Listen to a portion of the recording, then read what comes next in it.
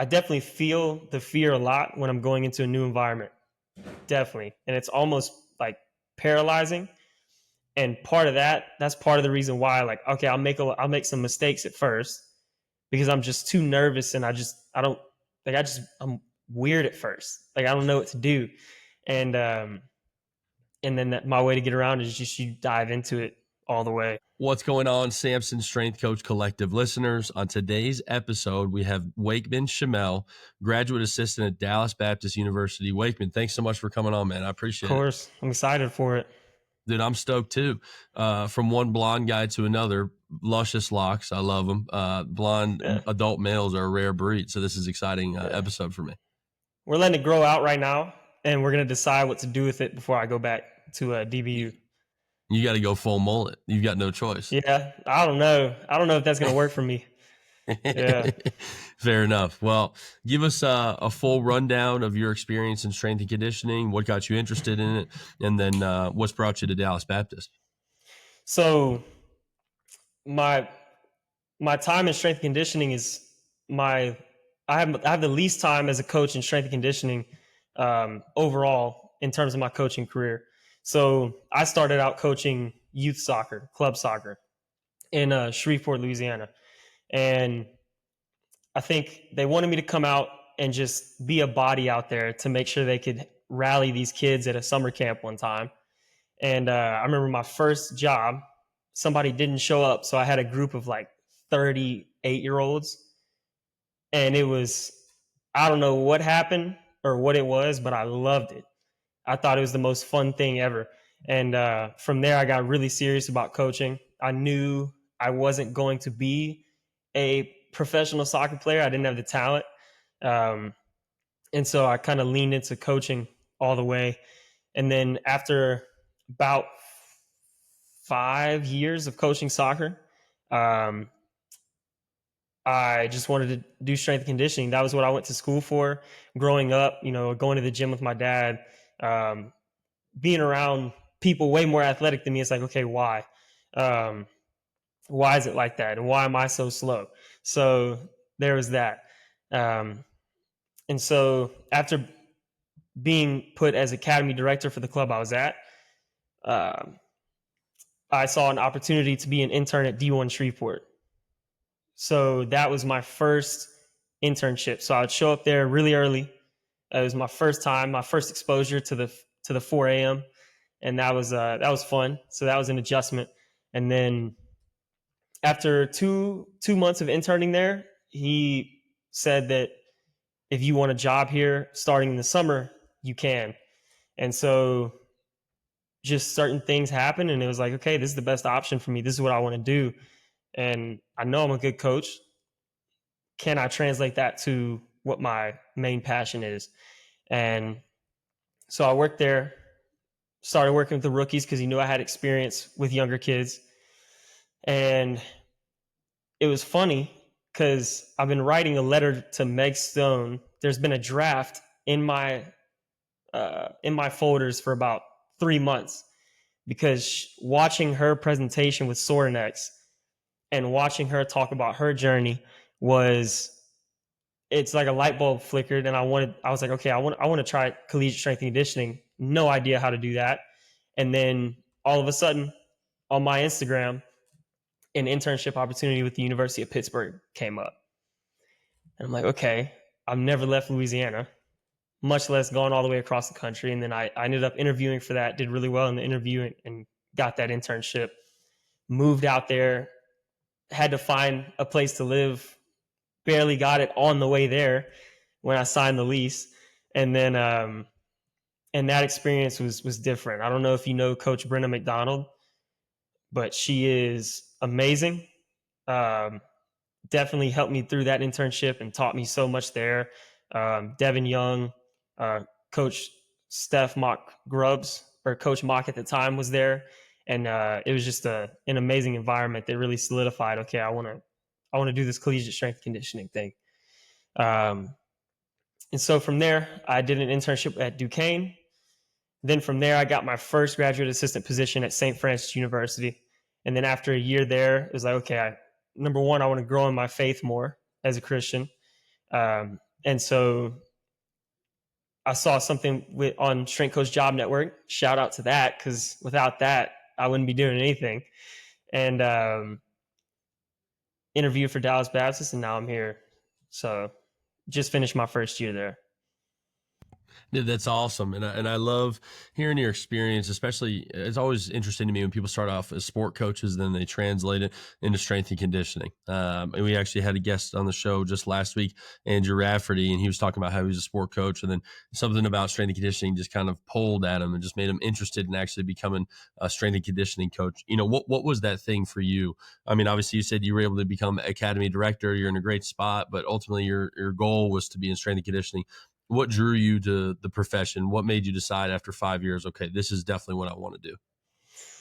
Well, I think part of it was I was always weak. So I graduated high school at 140 pounds.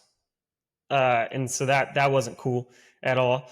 And then I had a friend who ran track in high school. He ended up running track at Tulane, but he was with me at LSU Shreveport for a year. And if you know LSU Shreveport, they have a phenomenal Olympic Development Center for weightlifting. And so he was going in there, and I was like, oh, I'll work out. Had no idea that it was completely different.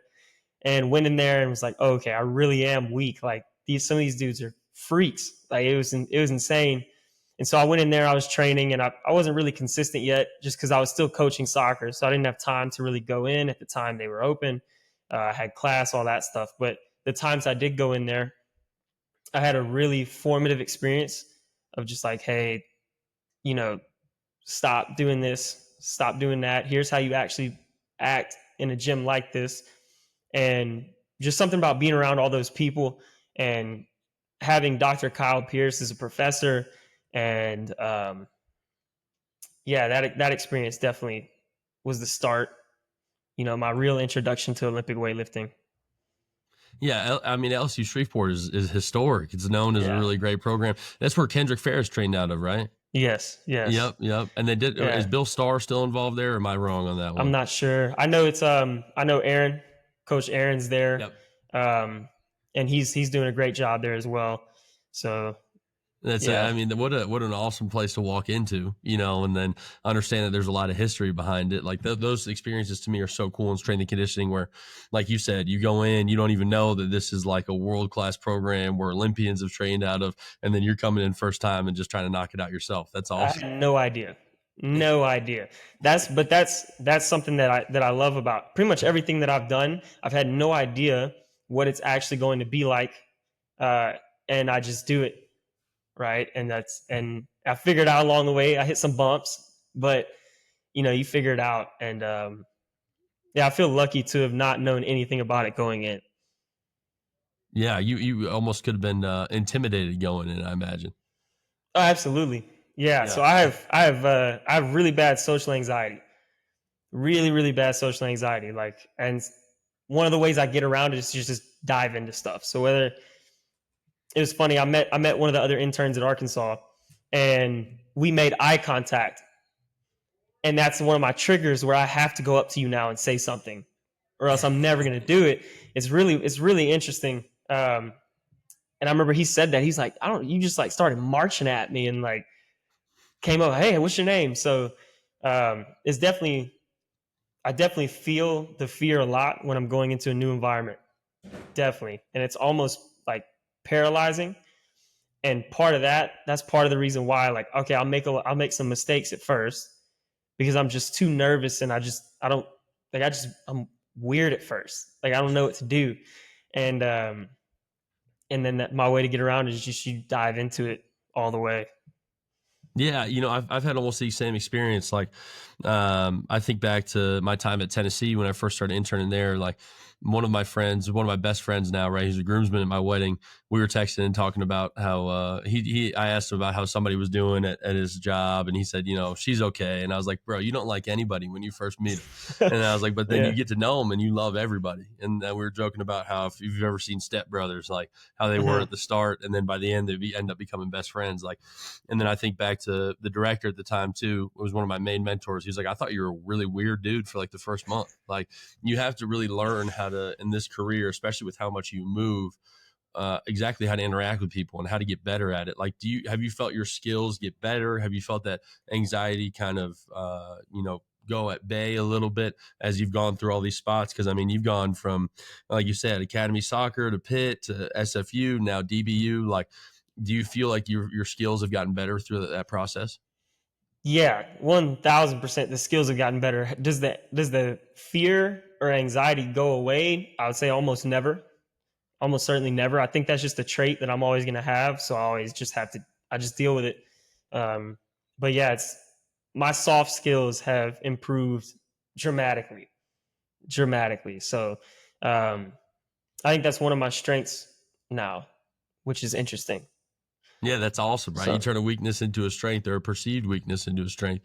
You know, I always question on the other side too, right? Like I've got terrible ADHD, right? That's kind of something I've dealt with my entire life. And one of the things it actually helps me, I feel like read people, right? Like because they talk about pattern recognition, you can understand and read people a little bit better. So I feel like my sixth sense is like meeting people within 5 minutes. I can tell you, about 90% about that person, right? Like, what do yeah, you feel like? Do you? Because I do feel like there's always on a flip side to something like anxiety, there's always a kind of a benefit to it. Do you feel like there's any benefit you have or any kind of like secret superpower it's given you? I think I've been through so many situations, and I've had to find my way through them that I can relate to. I can relate to anybody. Mm, So although it does get hard, I think the one thing I struggle with is if someone, maybe someone doesn't, or I perceive that they don't work as hard at something or that they don't have an ambition with something, it can still be difficult, but I can still relate to you because I feel that lack of ambition when I enter a new environment. I'm like, oh, dude, I don't want to do this. Like, I don't want to do this, don't want to do this. And I have that apathy for that split second. And so even that, it's like I can relate to so many different people. And that's also growing up playing soccer, growing up and then coaching soccer. There's so many different backgrounds, whether it's nationality or whatever, language barriers, everything. Um, yeah, just my ability to relate to people and talk about anything. I can talk about anything.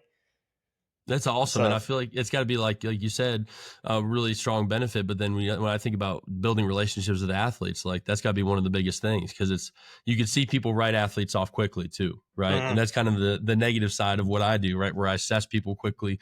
Maybe I can write them off a little bit because of my assessment and it may be wrong. Like I feel like that helps you develop a little bit more staying power with the athletes, if I'm correct. yeah, and when I hear something, it sticks in my brain. So something that our intern coordinator here, Zane Hubry, something he said last week really hit me. And like I have these epiphanies all the time because it just sticks with me. Or I can think about a situation where it relates. He said, we like to judge people. We like to judge others based off their actions, but we like to judge ourselves based off our intentions. Mm. And so when even in the situations like, oh, they don't want to work hard. Well, maybe that's not their intention, right? Nobody wants to lose or nobody wants to be worse. Nobody wants that. Um, so I try to dig into what's your intention behind this because your intention might not line up with your action, and that's okay. But then we can talk about how can we align what you are aiming for versus what actually happens. So That's awesome, man. I love that. And it's very wise words from a young strength coach such as yourself. Like, I love your journey and what you're doing. And for those who are listening to the podcast, they can't see this, right? But you've got a bunch of Arkansas stuff in the background. You're interning at Arkansas right now, too, right? Over your summer break. yes, so we don't really have a lot of athletes because Dallas Baptist is a Division II except for baseball. So baseball is our only Division I program. So everyone else is gone over the summer unless they're local. And then I come back to Arkansas where my family lives. I try to not pay rent and make some money and try to find the opportunity to like go into a new environment. So yeah, we're here for the summer. And you're just constantly pushing the boundaries. Like you said, you hate going into new environments, but Yeah. it allows you to get better as a coach. So you got to do it. Yeah, absolutely. And that's the main thing. I'm coming here is my main thing wasn't the technical side. I feel like I have a good grasp on the technical side of strength conditioning, also because all of it can work. So you just have to have a system behind it. But all of it can work. So I'm like, okay, the main thing I want to develop here is what does winning look like? What does it really, really look like at an SEC level? I've never been to an SEC school, right? And I caught some of that at Pitt. Like their track program goes hard, right?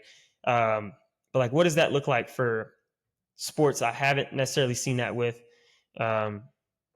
Or just how the other strength coaches behave, right? What does that look like? What does their attention to detail look like? Coach Trevino at Dallas Baptist, he's the program director.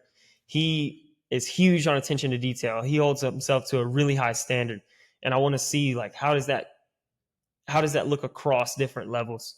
And so that was my main thing coming here, was like the personal and coaching side more so than the technical, you know. And that's awesome. And you're gaining really good experience from, like you said, the SEC level. But then obviously, for listeners who may not be aware, like Dallas Baptist is one of the elite Division II programs. Like it's one of the best of the best. I think back to, like you said, obviously baseball being able to play up at Division I and be a really successful program.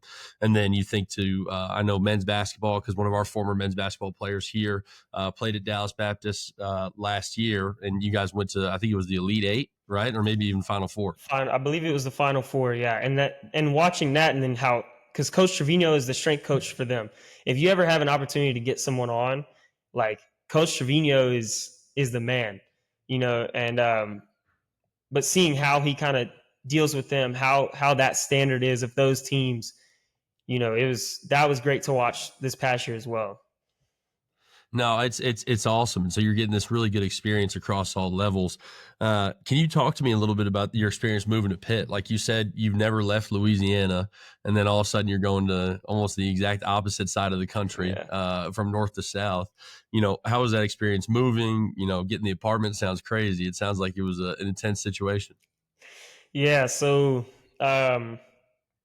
man. Yeah, that was just a shot in the dark. I mean, I knew somebody that was at Pitt, and then one of the strength coaches, he's now I believe he's one of the directors of the Olympic side, Aaron Duvall. He trained at LSU Shreveport. Like he went to LSU Shreveport, and then also Coach Joey, he was a fellow at Pitt at the time I was applying, so I guess that helps as well to like see, okay, it's another LSUS person. Well, yeah, I had a feeling it would work out, but I didn't expect it to. And so then I go through that interview process, and man, when I got that email back, it was crazy. Like I was freaking out when Coach McDonald emailed me back, and then I saw all these coaches who I looked up, and like I saw Coach Mock Grubbs soar next to. It's like all these people that I've seen, and I'm like, oh man, they're kind of like famous, and they emailed me back, and like this is an opportunity, and so did really well in the interview. Tried to make sure everything was perfect, and then I get there, and I did okay at first, and then we had a couple of intern assignments that I completely did not do right at all. Like they gave us a template and everything, and I thought it was a suggestion. and then like I think I even turned it in late, and they were like, "What are you doing?" And they like brought me into the office and everything. And instead of kicking me out, they were like, "You have another chance. I can tell that you don't know what you're doing at all. Like you have no idea what this is. So we're going to show you what this is." And like I never had to make a schedule, because when I was in Shreveport, it was the same thing every day for the past 5 years. I knew what I was doing. I didn't need a schedule. I knew every single thing that was going to happen every single day. And so they're like, all right, you know what Google Calendar is? It's like, nope. I had never used Google Calendar. Now it's my best friend. And I think, honestly, it sounds stupid, but that might have been one of the best things to come out of that internship, is just like, get organized. Organize your schedule. Organize what you have to do. Do things ahead of time. And that was the start of me not procrastinating anymore.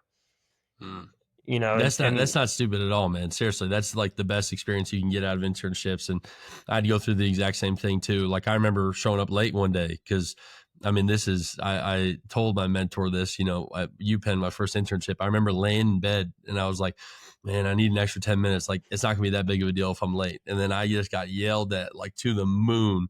And then I remember I was like, okay, I can't do that anymore. Right. And then the same thing, like you talk about the organization and everything, like ultimately, I feel like that's how you find out if you're meant to be a strength coach or not, is can you adjust to these things? And these are basic job skills. So even if you end up not being a strength coach, now you know, okay, well, at least I have to be organized, at least I have to be on time, at least I have to hand things in on time. Like these things are very valuable. And, you know, for our listeners, just understanding your growth in this, I sent you the wrong date for the Google invite. And then you're the one who texted me and said, hey, I think we're supposed to go next week. And then I was the one in the wrong. So you've reached the peak of organization. You passed the test. we're still working on it. It's always a process. It's always a process, but yeah, I'm really grateful for that. Very, very grateful for that. And, you know, I try to let people know, you know, like I'm really grateful for that experience. And I would recommend that to anybody. If you have the opportunity to drive 17 hours to Pittsburgh and live there. But yeah, the apartment thing, there were no apartments. And then the only apartments I could find, it was like, no, we don't want a male roommate. And I was like, oh, okay, cool. So then I'm like searching and searching and searching. And luckily, I guess the people I ended up staying with like forced their old roommate out because he was like a strange guy or whatever. And I found it posted on Facebook. I think this was like maybe a week before it was time to drive. And I think my mom asked me, she's like, so you have somewhere to stay? I was like, yeah, I got somewhere to stay. Yeah. And my plan was, okay, well, I've heard about people like doing stuff, like living in their cars to get this stuff done. Had no idea how cold it would be up there. So that would have been stupid. And then luckily, right before I got there, I got the email back, signed the lease, did everything that way. So you're getting the full strength coach experience. Yeah. So that's part of the process, man. I remember I was interning with the Jets at the time, and then I knew I was going down to Tennessee, and you know, I just was not very forward thinking. And then all of a sudden, I'm a month away, and I'm like, oh, I need a place to live. Like I never figured this out. And so I remember I'm on FaceTime with the landlord, and he's walking me through, and I'm like, everything looks good. Like on FaceTime, you know, I'll sign the lease and everything. I showed up, and there were like roaches in the apartment. There were holes in the floor, and I had to deal with it for a year because I already signed the lease. So you've gotten the full experience, which is good, and including the 17-hour drive. I feel like all strength coaches have made that at some point. And now I know, like I've already got my lease signed for this next year. There you go. I'm ready to go. I know exactly where I'm living. The old GA was living there.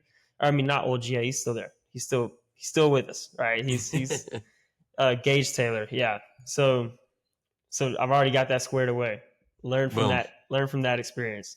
There you go. Learning from experiences and applying to it. And so your first your first GA spot was at St. Francis. Is that correct? Yes. Were you there when they transitioned to D2? I think they're going Division 3 or D3. Okay, yeah. I didn't even know that. And no, I was there.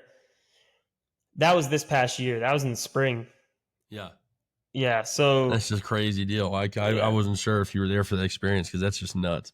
No, I left the spring before, but I did have a lot of them reach out to me, like a lot of the athletes I had, and you know, to talk about it.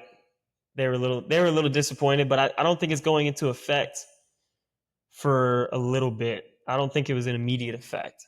Okay, that's good. Thank goodness, because yeah, I mean that's a crazy situation. College athletics is in a tumultuous time now, so I'm glad that it doesn't go into effect immediately.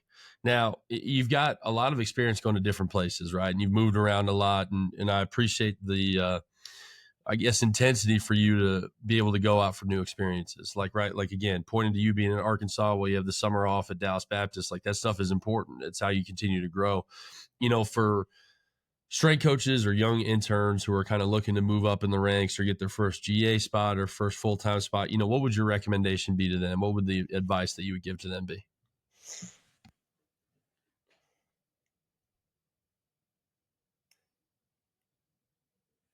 there's a lot of stuff there. I think, Let's unpack it all. yeah, the first thing, maybe not the first thing, but one of the big things is, because intentions are important. We talked about that earlier. What are your intentions with this?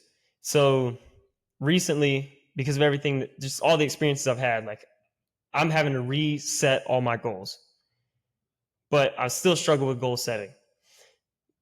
So now I'm reading a book called Grit, which got recommended in an intern talk here with Mallory Hinderlong. So I'm reading that because I need to get better at goal setting, right? That's, I think, the first thing that I wish I had gotten better at was like, how do I set goals, reset them? How do I cut out all the fluff? I would say that would be one of the most important things. Like, what are your intentions? What are your goals behind this? You know, because you need to want something out of something, and be honest with yourself about the selfish intentions. Be honest with yourself about the selfless intentions in your goals, right? If you say that you just want to help people and you want to go be a football strength coach, and deep down you know that you really just want to make a lot of money too, be honest with yourself about that goal, because you're going to need to, every action that you take is going to have to take you towards that goal. So you have to be really honest with yourself. What do I want out of this experience? And am I okay with if it doesn't go that way? And then how can I pivot if it doesn't go that way? The second thing is just being a professional. So can you show up on time? And what does on time mean? Communicate with whoever your boss is going to be at that time. What does on time actually mean? Because I've never been somewhere that on time is on time, right? Walmart gives a 10-minute grace period for their employees to get to work. That doesn't happen ever anywhere that I've been. So ask them, okay, what are you expecting of me? Okay, how early do I have to show up to everything? What do I need to do once I get into the office? What do you need anything from me this week or this upcoming week? Because it's not on them to always tell you, I need this, right? My brother works for Amazon. He has to take initiative. Hey, what do I need to do this week? What responsibilities are we going through? Hey, let's set up a team meeting. So be a professional and communicate what the needs are going to be so that you can meet them. Because if you don't know, you could say, well, it's okay, you didn't know, but you never asked. So that's still your fault. So like, it's not an excuse to not get the job done, right? And that was like where I messed up at Pitt. I didn't double check. I didn't want to ask a question because I was too scared to ask a question because I was anxious and didn't want to mess up. And then I ended up messing up. So ask what's expected of you and then be the professional that they need. And then reach out to people. I'm always worried that I'm going to bother somebody or that they're going to, like, if the only way that I can communicate to you is on Instagram, like that's the only way that I have your contact because I can't find your email or whatever it is, or maybe that's my generation. That's how we like to communicate. Okay, is this person of the same generation? If not, if they're older, then maybe reach out to someone that they follow, right? Like go deeper and try and find the best way to communicate to them. And then once you communicate to them, make sure it's professional, make sure it's good, but don't be afraid to send a message. If they don't want to respond to you, then you probably don't want to talk to them anyways, or they're just busy, right? So reach out to people. Don't be afraid to reach out to people, or you can be afraid, because I'm always afraid to reach out to people. But let that fear subside by doing the thing and just be annoying and reach out, because that's how you're going to build your connections. Like nothing that I've done would have happened without talking to people. So that's the 3 I can think of right now. That's a great piece of advice. Seriously, I love those. And I think very appropriate for younger strength coaches. Like when you talk about goal setting and you want to improve your goal setting, can you just give me what your goals originally looked like? Like you said, you had to improve the process. So what did those first goals kind of look like for you? And then after you've learned about the goal setting process, what have those goals changed into? So my initial goals were I want to coach high level soccer.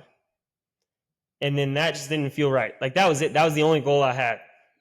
That's what I mean. I had no idea that you had to set, there's levels to goals. I had no idea. So I'm like, okay, I want to coach like professional soccer.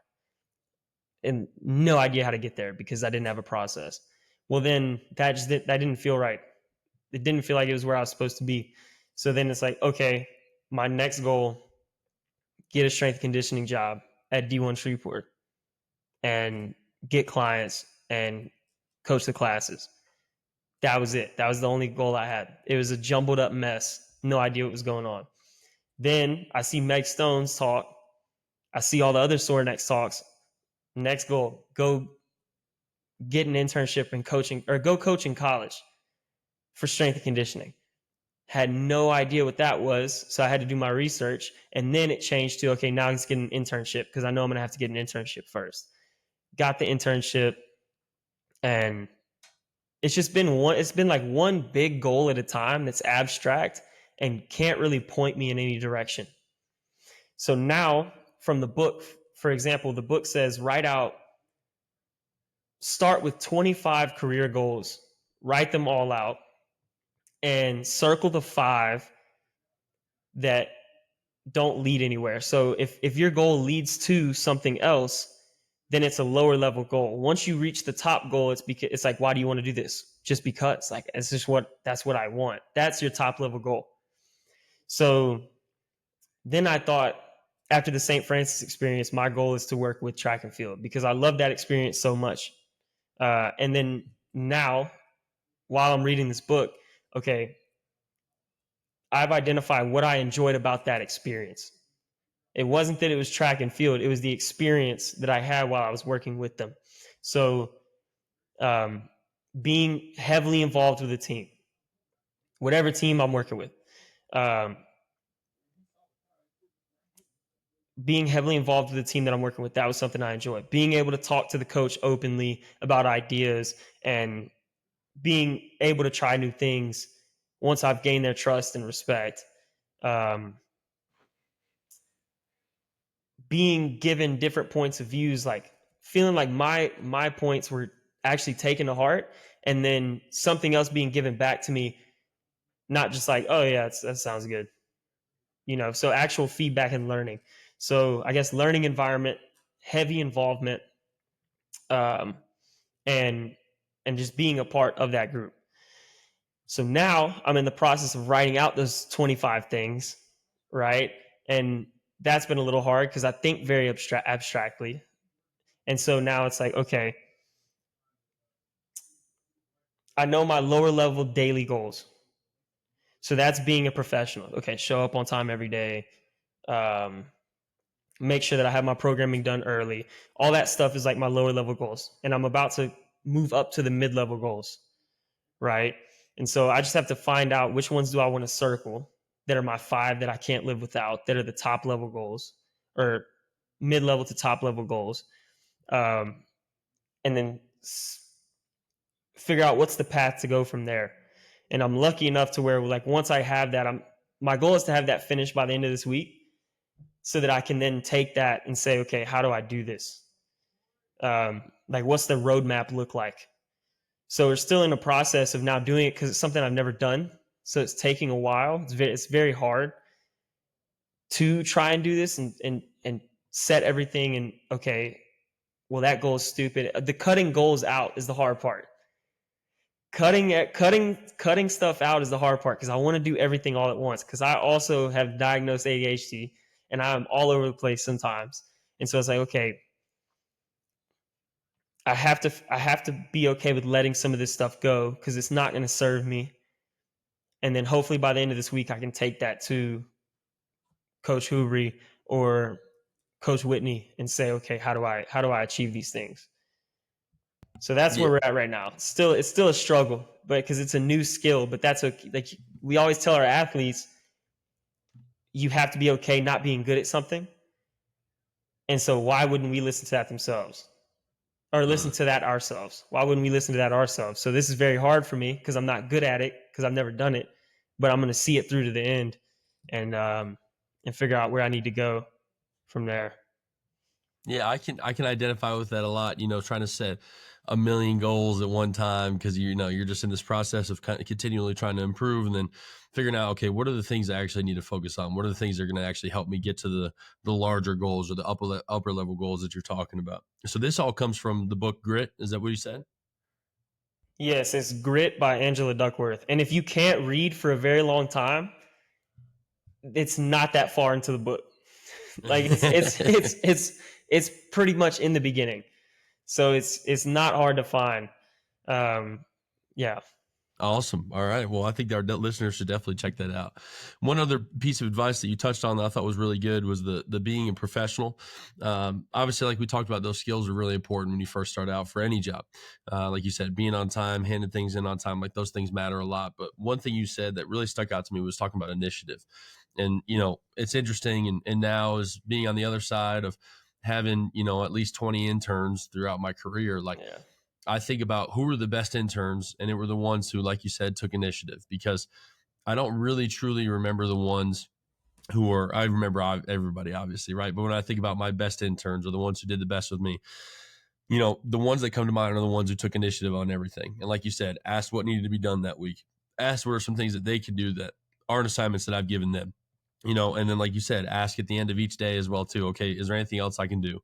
It reminds me of one time, this was at Tennessee as well, when I stopped by coach's office and I just said, hey, coach, is there anything I can do for you before I go? And he's like, well, you got your backpack on. It seems like you're ready to leave, And so he was messing with me, right?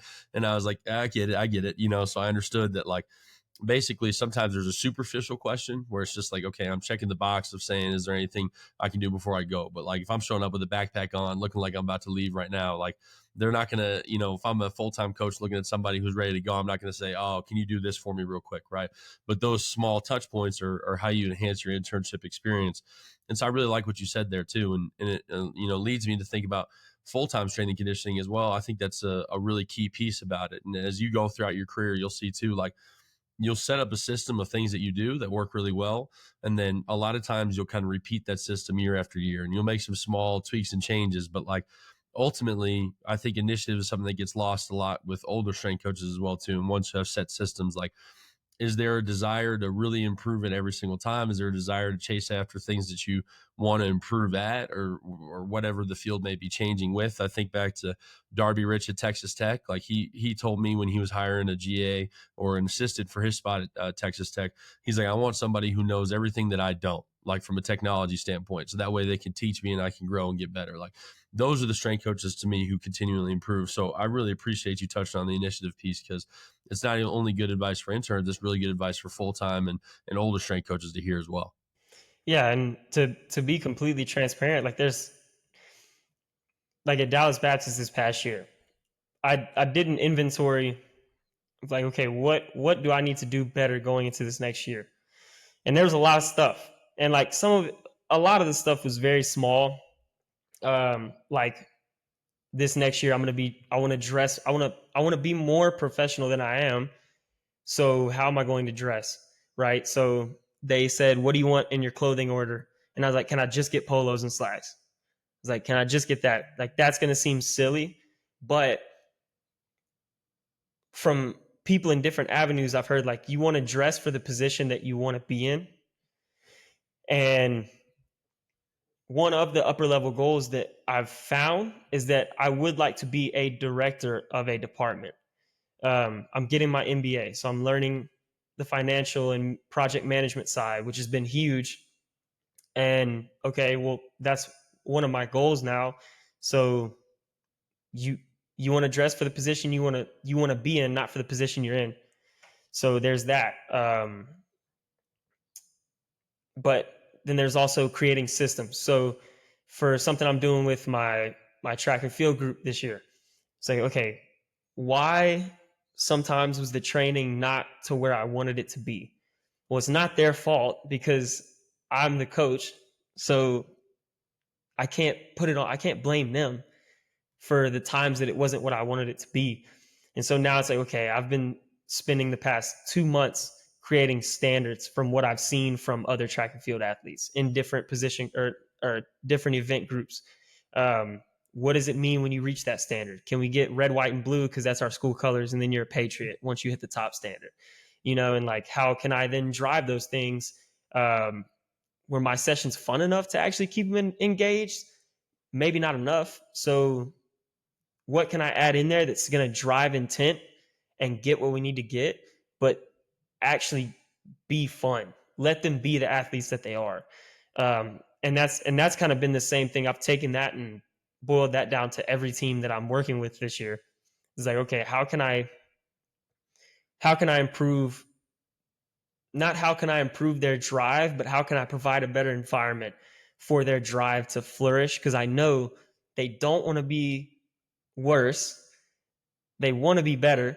So how can I create an environment to make that happen more so than I did this past year? Because it was good this past year, but it's not good enough, right? And it's just, it has to be better. Every day it's like, this has to be better. This has to be better. So that's where I am right now. Yeah, it's an awesome process. It's always really fun to see younger strength coaches go through that process as well too. And I can tell you're a great young strength coach, and you're going to be a really good older strength coach, and hopefully director one day as well too, like you mentioned for your goals. And the only advice I can impart too is I like what you're doing. Right, you said it was good, and then how do we make it great? Then how do we make it elite? You've got to build upon it each time, and it's exciting to hear your thought process and see you go through this full process. I'm excited to stay in touch with you and understand exactly how things improve with you as well too. Last question for you: what do you weigh now? You said you graduated high school at 140. What are you weighing now?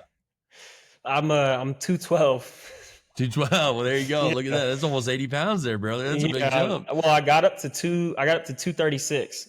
Damn. When I was at St. Francis. I was going hard. I got big, but I couldn't run. Like my shins would hurt so bad, and I felt like I was sleeping horribly. So I was like, all right, we're gonna calm this down. So now you might have bulked your way into sleep apnea at 236. Yeah. I've done it before too myself. So, how tall are you?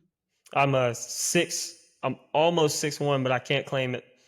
Okay, there you go. Good. I respect the honesty, because I'm 5'11 3/4, and I never claimed 6 foot. I can't say it either. So that's awesome. So you're now 212, 6'1", almost. That's a great spot to be. Way different from 140. Yeah. And then I had a question for you, or I had a lot of questions for you. I'm sure I'll get to most of them like through text or whatever. But one of them was when you were at Texas Tech, right? Yep. And so and as you've gone through your career, when you're thinking about systems like I was talking about for my teams, and this is a little more on the technical side or coaching side, I guess, what are some systems that you've made to drive intent, right? Because like, let's say if you don't have force plates, which we don't, baseball does, but the rest of us don't at the school. So we can't, like, it's harder to create a dashboard and like get that buy-in, right? And so like I have different metrics that I'm going to look for. What are some things that you've done to drive intent, keep it fun, especially at that high of a level? Yeah, one of the main ones I think of is like the summer awards that we always do when they come in and train for the summer, or maybe fall, especially if at D2, where, like you said, where you don't really train too much over the summer. Like I think back to, different awards that we've done. We've called them dog points. It depends on what team it is and kind of fits with each team, but it's basically a similar system each time. Like right now it's a stair taker of the week for our guys here. And so it goes based off of 3 different things. And the first one is body weight, because we're big on the body transformations. We recruit a lot of guys who either need to gain weight, lose weight, or possibly maintain. And so we get a certain point system based off of how they progress in their body transformations. So that's one category. The second one is actually I literally take total tonnage for every single session that we have from each athlete, and then we'll add it up across the week, and then we'll divide it by their body weight. So then we've got a relative score for total tonnage throughout the week as well too. So I would just say pound for pound, who's the strongest on the team, and that's the second kind of division. And the third is a team vote too, because I think it's always interesting to see exactly what your peers think of you, especially if I'm a younger athlete. And so what we'll do is each week we literally post it on the whiteboard, and we show by rankings exactly where each person is when it comes to each actual, subset. And what's been nice is it's allowed me to talk to some of the guys who I know are not bottom level guys, but may have gotten 14th out of 14, the previous week, and just said, hey man, I know you're not this guy, so let's look at the things that we can improve, right? And so that system and the weight room award, like some people think it's kind of cheesy, but for me, that stuff makes a huge difference at the end of the day. Like it really gets people to buy in, and they get invested in it. And we always, have a little trophy with it. And this year we slapped on a $15 Chipotle gift card if you win as well too. So maybe if you're not, the most internally motivated person, that external motivation pops through a little bit with a Chipotle gift card. Okay. And then when it comes to the rankings, what have you seen any issues come from that? And The, then how have you dealt with them? how so? What do you mean? So, like, man, I shouldn't be bottom this week. Where you like, or Yeah. like conflict with that, or maybe someone sees their name at the bottom 2 weeks in a row and they're kind of like, oh, man, whatever, man. Like, I don't care. Yeah. Your numbers are your numbers, And so if somebody's conflicted with it, then I just tell them, okay, well, let's go through and let's look at exactly how much, in this session you lifted 12,450 pounds, whatever it may be. Right. And then you look at body weight. Okay. Well, you lifted the same as somebody. You're 210. You lifted the exact same amount of weight as somebody who's 170. So how do you expect to win the strongest pound for pound? Right. And then guys who aren't necessarily bought in, I've been really fortunate, honestly, especially with our program here at App State. Like, we don't recruit guys like that. We recruit guys who, when they see their 14th, automatically want to be shot up to first the next week too. So I don't have a good answer for you on the second part, because I guess my advice would be, understand that your recruiting coordinator is the best strength coach you can have on staff, because they're the ones who recruit all the guys who are talented and have the drive and motivation to get excited. But for the ones who aren't happy with it, I explain to them, hey man, your numbers are your numbers. Like, that's exactly why we have specific stats for each thing. Or maybe nobody voted for you because they weren't seeing that you positively encouraged everybody else, so they didn't feel like you were the one who was working themselves the most. So like, how can you ultimately get to that next step? And so I think a lot of conversations and kind of private meetings are a big way to get around that as well. Okay. Yeah. So you have something objective, like something you can't run away from. Yeah, there's no just, oh, I CA pick, who I think is the best of the week. It's Yeah. These are your straight numbers. This is exactly what it is, and if you don't like it, then what do we got to do to change it? And so you work with you worked with women's basketball at Texas Tech. Yep. So do you still do the body weight stuff with the female? I know that's a different level. Yeah. So it's a little different, but do you see any problems with the body weight stuff when it comes to the women? And would you Yeah. just do it? Would you do it anyways, and then try and maybe influence them as you go along? How do you handle that? Yeah, that's another fortunate piece, right? Men's basketball, I think it's a little bit different. Yeah, I would say, ultimately men's basketball, it's a little bit easier to talk about the weight gain transformations. And then women's basketball, you can do separate things like blind weigh-ins. There's also some women who are just real about that stuff and have no problem talking about it. And so it all depends on who your athlete base is as well too. But we can off the podcast, I can give you some suggestions as well for that one as well too. Yeah, awesome. Yeah, I mean, I think I don't want to take up too much more time because I have a lot more questions. I have many more questions. Yeah. There we go. Well, Grammar, but we'll yeah, we'll set up a meeting, just you and me, and then we'll awesome. go through each of those as well too, for sure. That's no problem. But I appreciate you greatly for coming on the show, man. Thank you so much. If any of our listeners want to follow you on Instagram, what would be the best username for you? It's very easy. It's just Wakeman Chemell. It's just Boom. yeah, that's it. WakemanChemell, correct? Yes. Awesome.